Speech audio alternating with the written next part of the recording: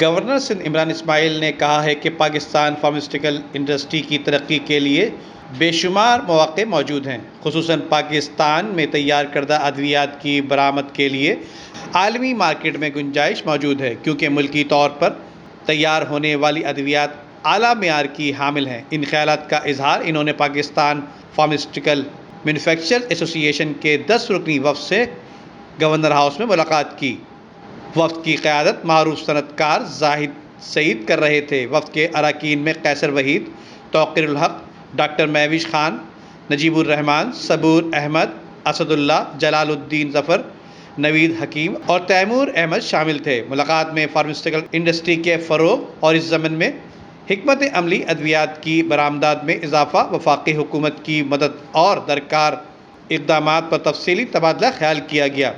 اس موقع پر گورنر سندھ نے کہا کہ کورونا وائرس کے دوران ڈاکٹروں اور طبی عملے کو حفاظتی ساز و سامان کی فراہمی پر ایسوسی ایشن مبارکباد کی مستحق ہے، جبکہ ایسوسی ایشن کی جانب سے فیلڈ آئسولیشن سینٹرز کو ادویات اور حفاظتی ساز و سامان کی مسلسل فراہمی لائق تحسین ہے۔ انہوں نے ایسوسی ایشن کی جانب سے توجہ دلانے پر فارماسیوٹیکل ایکسپورٹ کونسل کو فعال کرنے کے لیے متعلقہ حکام سے بات کرنے کی یقین دہانی کرائی، تاکہ ملکی ادویات کی برآمدات کو درکار سہولیات فراہم کی جا سکیں۔ جبکہ گورنر سندھ نے یقین دہانی کراتے ہوئے کہا کہ وزیر اعظم کے معاون خصوصی برائے فیصل سلطان سے بھی فارماسیوٹیکل کے نمائندوں کی جلد ملاقات کرائی جائے گی، تاکہ وہ اپنے مسائل اور ان کے ممکنہ حل کے لیے ان سے بات چیت کر سکیں۔ جبکہ وفد کے اراکین زاہد سعید اور سابق چیئرمین پی پی ایم قیصر وحید نے فارما انڈسٹری کورونا بحران سے دیگر شعبوں کی طرح متاثر نہیں ہوئی۔